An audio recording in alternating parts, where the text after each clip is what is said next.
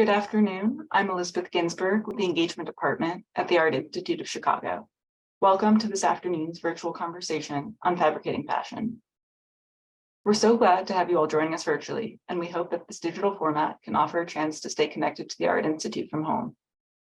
We'll begin with a brief review of some of the features we'll be using today. This program will be shared in presentation mode, so we've turned off video and microphones for attendees.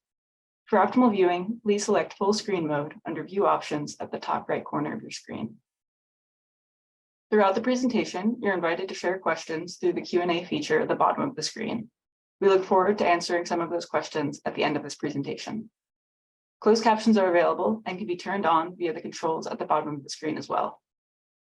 If you encounter any technical difficulties during today's program, again, please let us know in the Q&A and we'll do our best to assist you. This program is being recorded, so if you'd like it to revisit it in the future, you'll be welcome to do so. Now, it is my pleasure to introduce our speakers. Monica Binchik is the Diane and Arthur Abbey Associate Curator for Japanese Decorative Arts at the Metropolitan Museum of Art. She's organized numerous exhibitions for the museum, most recently kimono style, the John C. Weber Collection, which explores the mutual artistic exchanges between the kimono and Western fashion. Joining Monica in conversation is the Art Institute's own Melinda Watt, Chair, and Krista C. Mayer Thurman, Curator of Textiles. Now I'll hand things over to Melinda to get us started. Thank you. Thank you for that introduction, Elizabeth, and thank you all for joining us today. I'm really pleased to be joined by Monica Binchik, Curator at the Metropolitan Museum of Art. In thinking about a public talk in conjunction with Fabricating Fashion, I immediately thought of her show Kimono Style, which is currently on view in New York, as a compelling counterpart to what I've tried to achieve with Fabricating Fashion here at the Art Institute. So in this first image, you see the entrance to the exhibition gallery, which is just off the newly renovated galleries for Egyptian art. I'm going to take you on a short tour of the galleries and the themes in Fabricating Fashion, and then I will turn it over to Monica. Fabricating Fashion is drawn entirely from the Textile Department's permanent collection here at the Art Institute. In thinking about this presentation of textiles made for clothing and select complete garments, one of my goals was to remind the viewer that fabric for fashion must have qualities that function to make a garment successful. However, success is defined in various cultures and throughout different time periods. Another goal was to illustrate that fashion is not a phenomenon that is confined solely to Western Europe. Next, please. In the entrance gallery, one of the juxtapositions that I have found most pleasing is that of 3 examples of fine cotton muslin, traditionally a specialty of Bengal in India. Fine hand-spun thread, hand-woven to create a light, translucent fabric, which was coveted by elites around the world, is displayed here in 3 examples. The French dress, length of fabric, and the man's robe, called an angarka, all date to around 1800. Next, please. In the next space, we see textiles that were embroidered or woven to indicate the garment that they were intended to become. The most spectacular example is on the far left of your screen, a length of satin embroidered in silk and gold thread with 12 imperial Chinese symbols and other auspicious motifs, indicating that this would have been available only to a few possible wearers in imperial China. This is from the late 19th or the first years of the 20th century, and we believe that it may have belonged to the last Dowager Empress of imperial China. Next slide, please. 2 smaller embroideries from this gallery include, on the left, pattern pieces for the front of a French man's waistcoat or vest from about the 1780s, and on the right, trimmings for a Chinese woman's informal garment from the late 19th century. The pieces would have decorated, in the Chinese embroidery, would have decorated the neckline, the front closure, and the sleeve openings of a woman's garment. 2 points are important here. First, the embroideries were very carefully planned in both cases in order to not to waste materials, neither the length of fabric or thread or the embroiderer's time. And secondly, identical strategies were employed in both France and in China. Next slide, please. In this small gallery, we have 3 woven textiles and 1 painted fabric that are all made with patterns or motifs that repeat. So the pattern, in theory, has no beginning or end. In the case of the Japanese obi in the left image, these would have been hemmed and lined and then wrapped and tied as a decorative sash. The silk fabric on the right in the individual image is English from about 1749. And it is one of the few pieces in the exhibition whose design is actually attributed to an individual, Anna Maria Garthwaite, who was an English designer of the first half of the 18th century. This would have been used as part of a tailored dress of the mid-1700s. So it was cut and sewn to the shape of a garment. Next slide, please.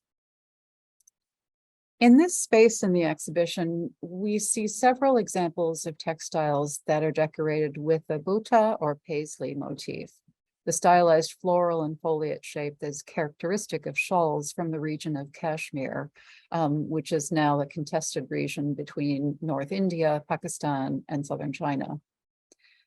The shawl itself, this concept dates to at least the 15th century, and it has over the centuries inspired countless imitations in Europe and North America. The motif is found on textiles globally, from a Kashmiri weave on for the Persian market, which is on the left-hand side of the gallery image, to embroidered paisleys on the ends of European shawls, which are in the center, to an Indonesian shoulder cloth, which is decorated with paisleys on either end, and combined with an ikat motif, which is typical of that culture. Next slide, please. In the final gallery of the exhibition, 2 themes are illustrated. In this image on the left, you see our installation of whole cloth or uncut garments that are meant to be worn on the body or used as household accessories. Like shawls, these fabrics are decorated in a way that is prescribed by their size and their shape, as well as by preferred techniques of their cultures in which they're made. And they are decorated with a variety of motifs that can be symbolic, protective, auspicious, or a combination of all of these. On the right-hand side of this image, I show you a Diné or Navajo wearing blanket. This type, which is formerly called a chief's blanket, has really been identified not as solely the province of a chief or a male member of a Diné society, but was worn by people of high status, both men and women in Diné or Navajo society. This kind of textile is normally displayed in the museum context, both here and in other museums, as an object of design, flat, so that we can appreciate the artistry and the skill of the weaver. What I've attempted to do here in this gallery is to give the visitor a combination of both. We see the Navajo blanket, we see a man's kente cloth on the back wall, again, shown flat as objects of design. And then on the platform, we have draped and folded and gathered pieces to give the viewer a sense of the appearance of each fabric as it is wrapped, draped, tied, or pleated on a body. It was an interesting conversation and decision to do this. These are not all complete ensembles, so we didn't want to show mannequins because the mannequins would be only partially dressed, but we did want to show the physical and material characteristics of fabrics and how they behave when they are manipulated. Next slide, please. The second theme that is addressed in the last gallery of the exhibition is dyeing and printing, and the history and inspiration of dyeing and printing in India, in Indonesia, in Japan. Here we have two pieces. One is an Indonesian hip wrapper on the right-hand side of the gallery image, and then a kimono from the late 1700s. The kimono is decorated in one of the most, I would say, ambitious and technically challenging methods of dyeing, a type of dyeing known generally as shibori, which Monica will talk about a bit further, I believe. And this is a very high level of skill that we have illustrated here. So in closing, I would just like to say that fashion is a societal phenomenon whose creation is collective, not the work of an individual. And that it is these choices about motif, about technique, about color, about style, are choices that are being made globally, historically, as well as today. So at this point, I will turn it over to Monica to introduce you to kimono style. Thank you, Monica. Good afternoon. Thank you, Melinda, for the kind introduction. It is a great pleasure to be with you this afternoon, and I would like to thank Melinda and the organizers for the kind invitation to join the program.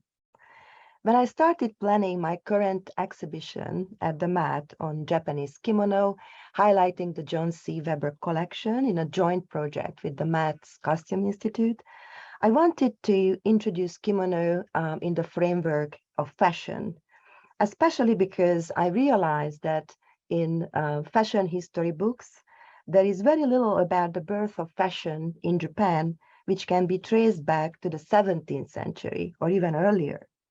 Actually, it was only in the last decades of the 20th century when scholars began to consider fashion as a global phenomenon and not one isolated to the West. The interconnectedness of economy, culture, and identity in 17th century Japan proved that it had its own fashion system, many aspects of which are indeed comparable to contemporary European examples. So in this exhibition, we explored the artistic conversation between Japan and the West. Next slide, please.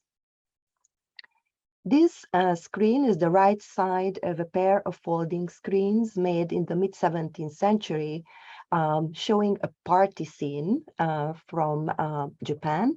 And this is the peaceful time after the establishment of the Tokugawa shogunate, when samurai could finally enjoy peace and everyday activities such as partying, drinking, eating, dancing. Next slide, please. And this screen from the mid-17th century captures a very important moment in the history of Japanese fashion, when the earlier style of the kimono is changing. So in this screen, you can see traditional small patterns covering the whole surface of the garment, and new designs which are asymmetrical, very colorful, and they are focused on the back of the garment. Next slide, please. The screen shows a party where a wealthy samurai invited his friends and courtesans, and also young men who cross-dressed. They were the wakashu. And in this detail, you can see a very stylish young man in a kosode, which is the predecessor of the modern kimono. It's a beautiful dark green garment with a circular pattern at the back, which is a cartwheel, a stylized design of a cartwheel.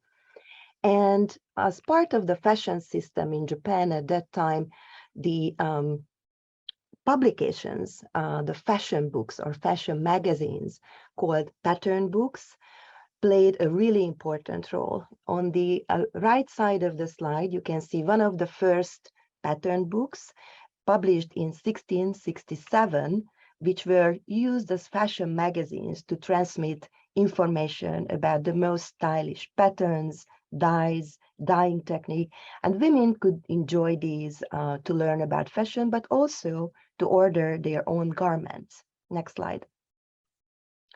This is a rare woodblock printed book in the collection of the Met, and this spread introduces a scene where we can have a sneak peek into a samurai mansion.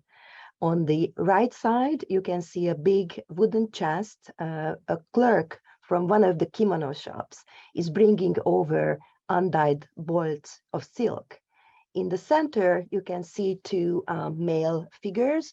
One is a clerk calculating the price of a bolt of silk that's being paid for by a samurai attendant. And on the left side, a group of ladies are designing their own garments. There is a woodblock printed book, a so-called hinagatabon. They are looking at the new designs, and with the inscription, you can enjoy their comments like, I love this design, this is new, can I have this one? And one of the ladies is actually customizing the pattern to reflect her own taste. Next, please. This woodblock print from 1745 gives us an important insight into how a kimono shop looked like in Japan. This woodblock print shows the Echigoya fabric store or kimono shop, where you can actually realize that there were no ready-made kimonos. You couldn't just go into a shop and buy a kimono that was already put together. You could order the silk, but you had to discuss with the clerks what kind of patterns you wanted to have, the colors, the dyeing techniques. The prices were adjusted to your requests. And when the garment was ready, the kimono was delivered by the fabric store, the Gofukuten, to the person who ordered it. And you can see that this is a traditional Japanese environment with tatami mats where you had to kneel. And the bolts of silks were actually not displayed. The clerks were bringing them out from the drawers and discussing them with the clients. The Echigoya is the predecessor of the Mitsukoshi department store, which is still in business today, and we will hear more about the role of Mitsukoshi in the development of the modern kimono history. Next, please. The society in Japan during the Edo period was very hierarchical, with the samurai on the top and merchant class people were relegated to the bottom of the hierarchy. And the Tokugawa shogunate issued sumptuary laws to restrict what kind of garments could merchant class ladies wear.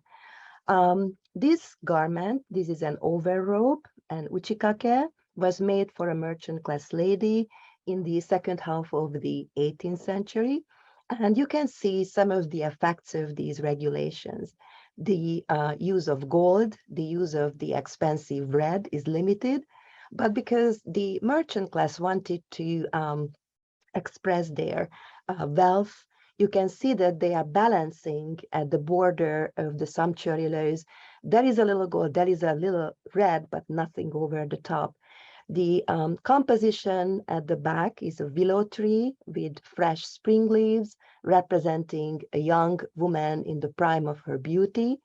And across the sleeves, a Chinese-style poem about the willow tree is executed in red silk embroidery and gold thread couching. It's a beautifully executed, very stylish garment that clearly follows the woodblock printed pattern books, the Hinagatabon. Next, please. In the mid-19th century, there is a big shift in the history of Japan when Commodore Perry showed up at the borders of Japan with the black ships and forced Japan to open its closed ports for trade with the West. One of the most important impacts was the influence of Japanese art on Western art, which was called Japanism. And all the Japanese art forms, including lacquer, ceramics, and textile, had a deep impact on Western art. These included kimonos, and in this case, in the exhibition, I highlighted 3 garments which represented the kimono for Western ladies. Next slide, please.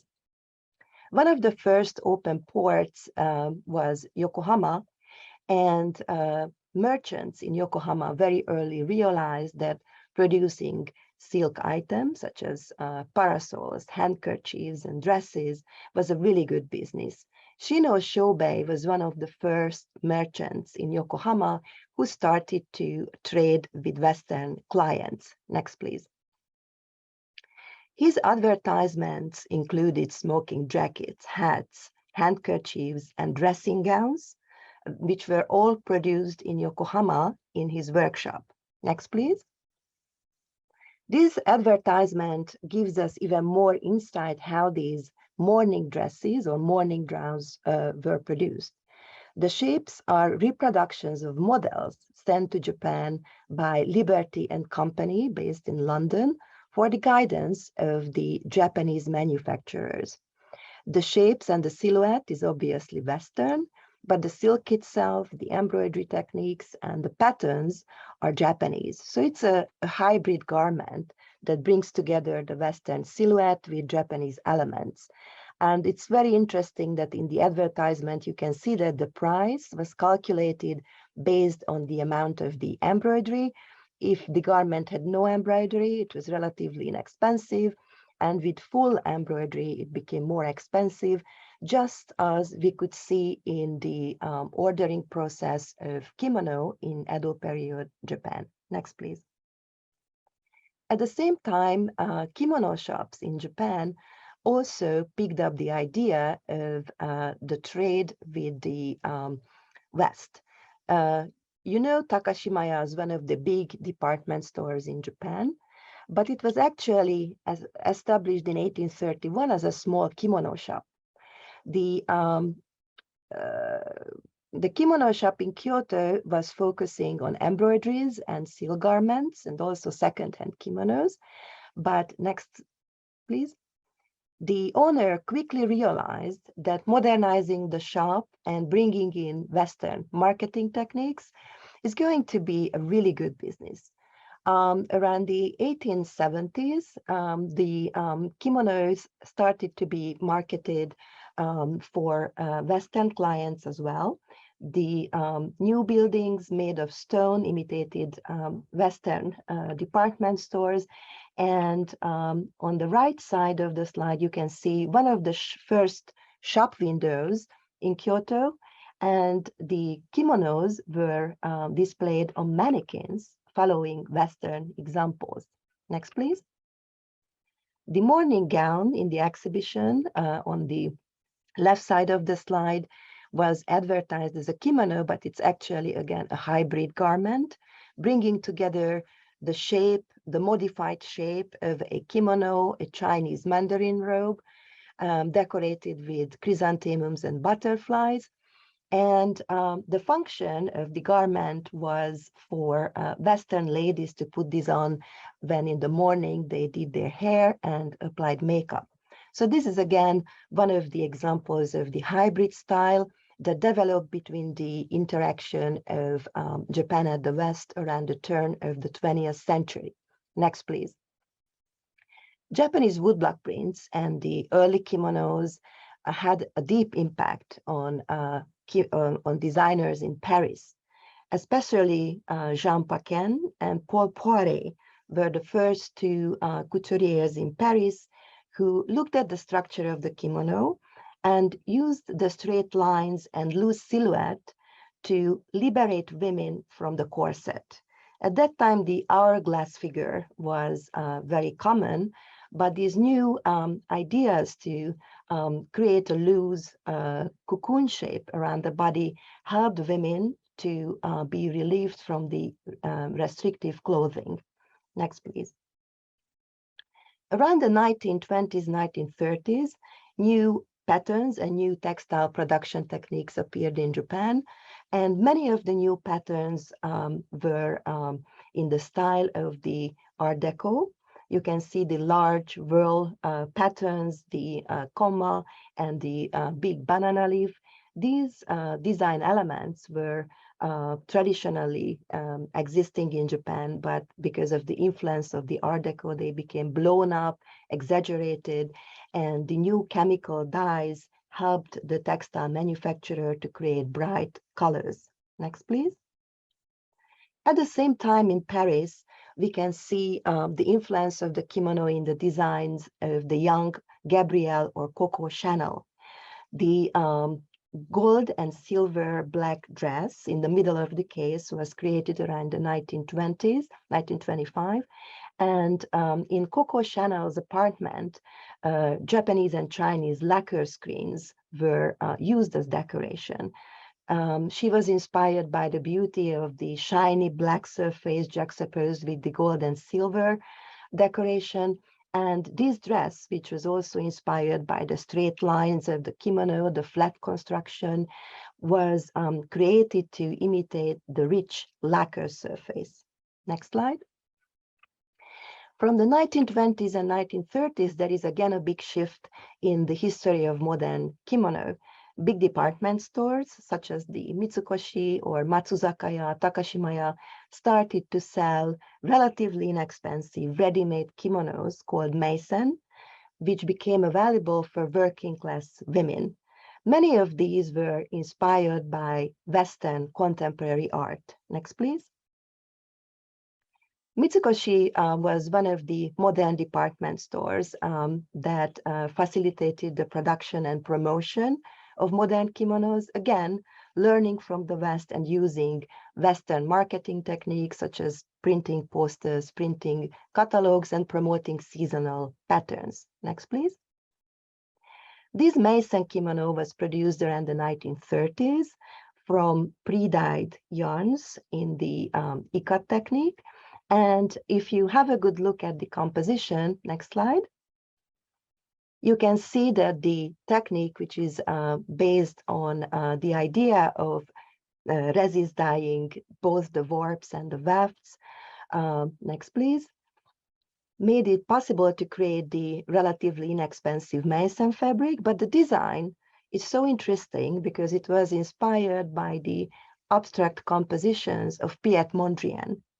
And this is the first time in Japan when professional designers were hired to create up-to-date, fresh, stylish kimono patterns that could be promoted by the department stores. Next, please.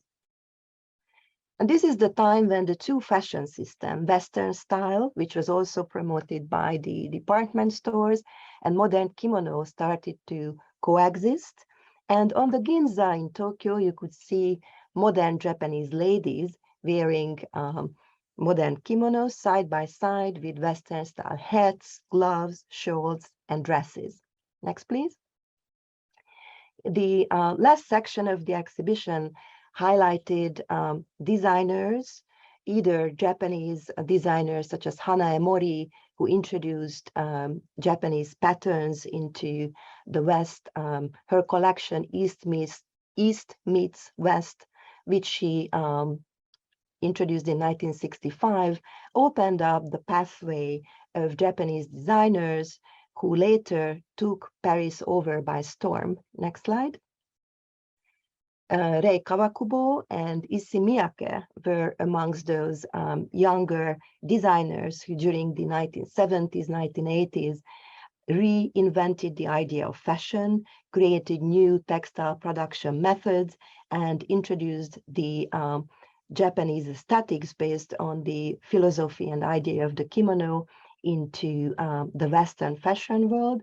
And these exhibitions sort of explored these mutual conversation from the 18th century to contemporary times, and brought into the focus of the idea that all these garments, the kimonos and many of the Western garments as well, were made from a single board of fabric, which was cut into rectangular pieces and stitched together. Thank you. Thank you so much, Monica, for sharing some of the riches of your exhibition and your extensive research on kimono and fashion, and just this beautiful range of objects that you've included in the show. I will just say for our audience, I've had the pleasure of seeing the exhibition, and I strongly encourage those of you who can go to New York to see the exhibition. One of the themes that we've both addressed in our separate projects is a global exchange of fashion, fabrics, and techniques. I'm very interested in seeing the hybrid garments that you illustrated used in Western settings, but used in intimate settings at the beginning of the late 19th and early 20th century. This is a practice that has a long history in the global trade between the East and the West. I wonder if you wouldn't mind just saying a little bit more about that in your terms of your exhibition. Yes, thank you, Melinda. The interaction between Japan and Europe has very, very long history, going back to the late 16th, early 17th century, when the Dutch East Asia Company started to bring kimonos to Europe. These were rarities, they were very exotic and soon became popular in Europe, but because the number of the kimonos brought over from Japan was very, very limited, the Europeans, based on the kimono's shape and structure, invented a new style of coat, which was called the Banyan. But it was actually not only inspired by the kimono, but also by Indian fabrics. Many of them were inspired by Chintz and had Indian patterns, which I know that you have a deep interest in.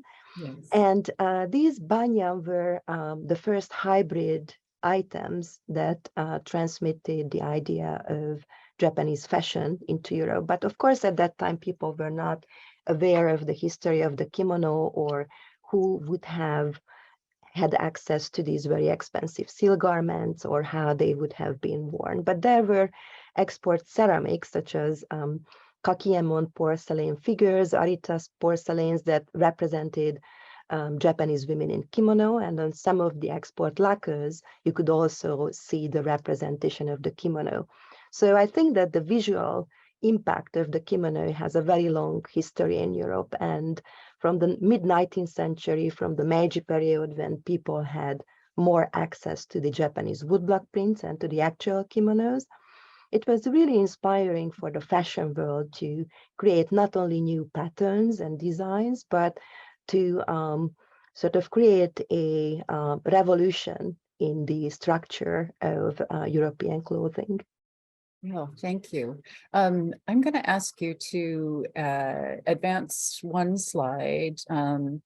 Actually, I have a couple of illustrations here from Fabricating Fashion of what Monica just alluded to, Chintz in the global trade, which is an important theme, another important theme in the dyeing and printing section of Fabricating Fashion. And I'd just like to talk a little bit to that theme. In terms of introducing cottons globally, decorated cottons globally, the Indian subcontinent is really the kind of hero, the main protagonist of this story. And on the left-hand side, you see a detail of an Indian chintz that is a hand-painted, hand-dyed textile on cotton. And then on the right, you see the kind of garment that Monica just alluded to, a kind of garment that is a man's informal dress, a banyan in the West, in Western terms, or an informal robe in Eastern terms. You can have the next slide. We have, again, the robe on the right-hand side, which was actually collected in Indonesia, but it is an 18th century chintz again. On the left-hand side, we have a French cotton, which was probably made in the 1780s through a direct printing technique, not a dyeing technique. We can't overstate the importance of the introduction of both kimono and textiles from Japan, for instance, silks and cottons from India, on the development of Western dress starting in the late 17th century. And in the case of Chintz from India, the ability to dye permanently and to decorate permanently fine, washable, lightweight cotton fabric was something that had eluded Western European textile makers until they started to study the Chintzes very carefully and develop their own techniques for what have to be called, from this juxtaposition, imitations, not just inspiration. They're really trying to imitate them here. So these are just more illustrations from our collection. Monica, I know you've done so much on fashion and defining fashion, expanding the definition of fashion.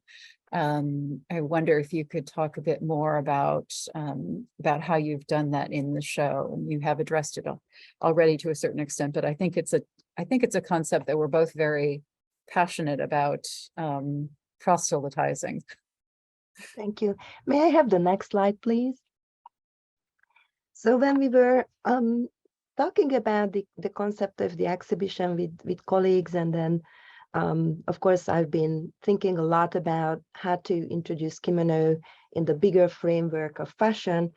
I had to realize that for a very long time in the West, the impression of Japanese and also Chinese or even Indian traditional textiles was that there was no fashion, because the definition of fashion was based on the idea of tailoring.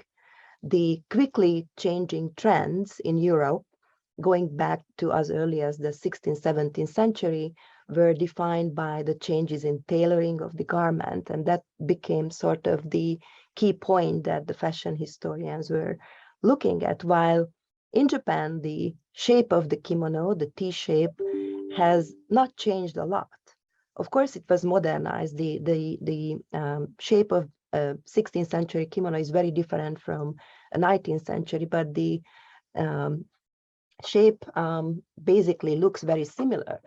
So the changes in the fabric, in dyeing techniques, in techniques that were used to decorate the surface of the kimono were the key components of changes in Japan. So this is a really interesting point for me to learn, because when we were looking at the decorative techniques based on, for example, whether it was a shibori, as you mentioned in your presentation, which was done by hand, or it was a shibori, which was imitated by just printing, very similar square with a little dot in the middle, we could actually date the kimonos, or these details are really helpful in dating the kimonos. And we can follow these changes based on the dates of the woodblock printed books, which documented when a certain pattern was in fashion and when certain dyeing techniques were promoted by the textile industry in Kyoto. So what we could observe in Europe, the trends that were promoted by mainly the tailors and workshops was very, very similar to what was happening in Japan. And in this slide, I'm just sort of playing with the idea of juxtaposing a contemporary street scene with a woodblock print that was published in the middle of the 18th century, showing ladies enjoying a summer evening by the Sumidagawa River. You can see that they have a very, very similar attitude. They are checking out each other's outfit.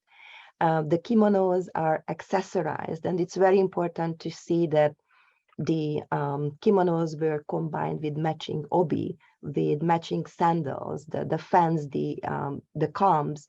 So it's not only about the kimono, but being stylish and having individual taste, given again the framework of the Tokugawa shogunate, which regulated how a samurai lady can dress, how a merchant class lady can dress. And one of the unique features of the Japanese kimono and the Japanese fashion system in the Edo period from the 17th through the mid-19th century is that the information about your social status, marital status, wealth was written on the surface of your kimono. So it's not only about fashion, but also about your identity. Thank you very much, Monica. I think we are going to turn the program over to questions from our audience at this point. Great. Thank you both so much for that wonderful discussion. And yes, we do have a few questions from the audience. One member is wondering to what extent Japanese women in the 20s and 30s alternated between wearing European and Japanese clothes. And maybe we can tack on to that, who the clientele of these kimono shops tended to be. So as I briefly mentioned, in the 1920s, 1930s, the big department stores were the major centers to transmit fashion information. And they were promoting side by side Western fashion with the modern or even the traditional kimonos. And women around that time could join the workforce for the first time. So again, they had, for the first time in Japan, a little loose money. They could make a decision how to spend their income. And the department stores were very quick to pick up the idea that promoting seasonal patterns, promoting new trends for each season is going to sell relatively inexpensive kimonos to women who were typists, phone operators, or waitresses. And that became sort of the predecessor of fast fashion, because these patterns were really quickly turned over, and the Maison kimonos were so accessible that even a working class lady could buy 4, 6, 8 kimonos a year, which was a new thing. And at that time, many women felt that they want to live a Western style or modernized lifestyle. And they were the modern girls, the moga in Japanese. So they decided to cut their hair short, put a perm in it, have a lot of makeup, lipstick. They went out to have drinks with men in a bar, which was obviously the influence of Western culture that became accessible in Japan through publications. Jazz music was very popular. So the modernized lifestyle for the moga, the modern girls, and the traditional housewives coexisted, and in the department store selection, you could identify both. Thank you for that, Monica. We have another question around Japanese sumptuary laws, and I don't know if either of you can speak to that at all, how rigorously those were enforced. Maybe explain. That's definitely for Monica. Thank you. So sumptuary laws were issued in Japan as early as the 17th century, when the Tokugawa shogunate wanted to regulate the amount merchant class families spent on kimonos. That was, first of all, to sort of make sure that the samurai class ladies had the most beautiful, most elegant garments. Also, they wanted to curb the expenses, because the economy was based on the idea that the samurai got their income from the land they had or they were associated with, while the merchant class had business activities, and they were actually making more money than the samurai. So they wanted to show off their wealth. So one of the reasons to issue the sumptuary laws was to create a decorum. So when you look at a merchant class lady, you could immediately tell that she's coming from a merchant class family. And when you look at a samurai lady, she's coming from the elite. These sumptuary laws could not be enforced, and there are some stories when the Tokugawa shogunate spotted a very beautiful garment in a procession, and it appeared that it was made by a merchant class family to show off their wealth, and they were punished and they were exiled from Kyoto and their property was taken away.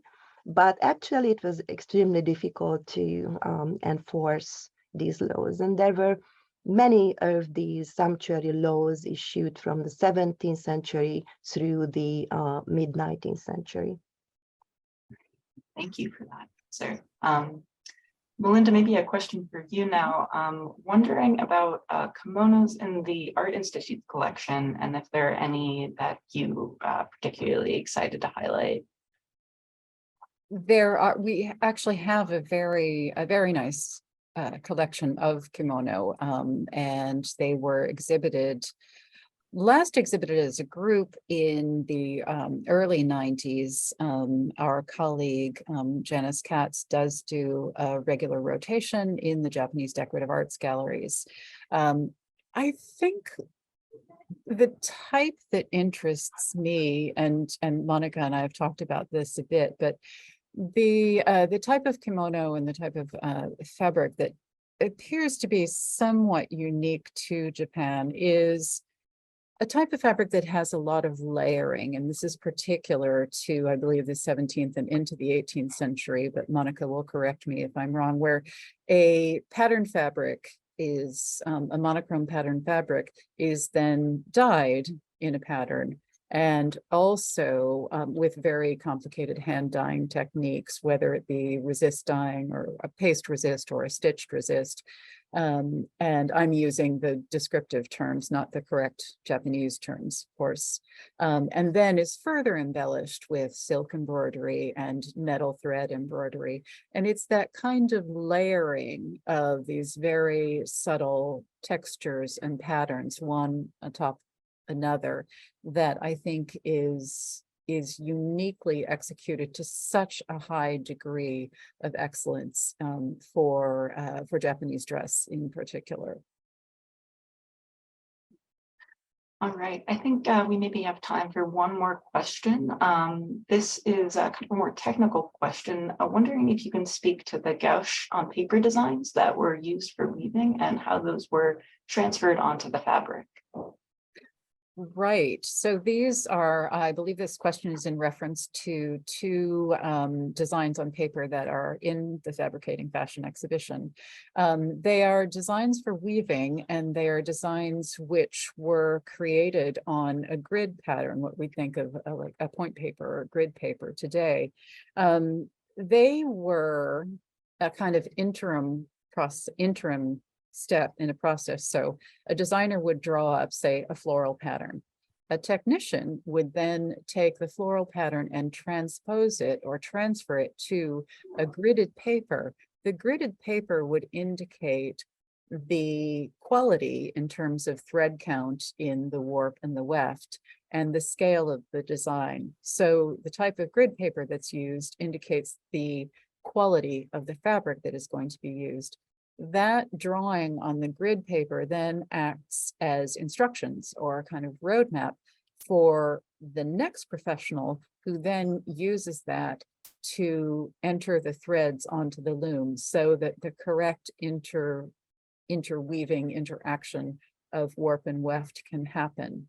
That brief description, I think, gives the general audience a sense of the complication of patterned weaving prior to mechanization of the whole process, which didn't happen until really into the early 20th century. Well, I think we'll leave it there for the sake of time, but thank you again, Monica and Melinda, and thank you all for joining us for this afternoon's program. We hope you enjoyed the presentation and have a chance to see the exhibition Fabricating Fashion on view in the textile galleries through January 2nd. For more information on upcoming virtual events, please visit us online at artec.edu and look for our monthly e-news in your inboxes. We look forward to seeing you again soon. Thank you. Thank you.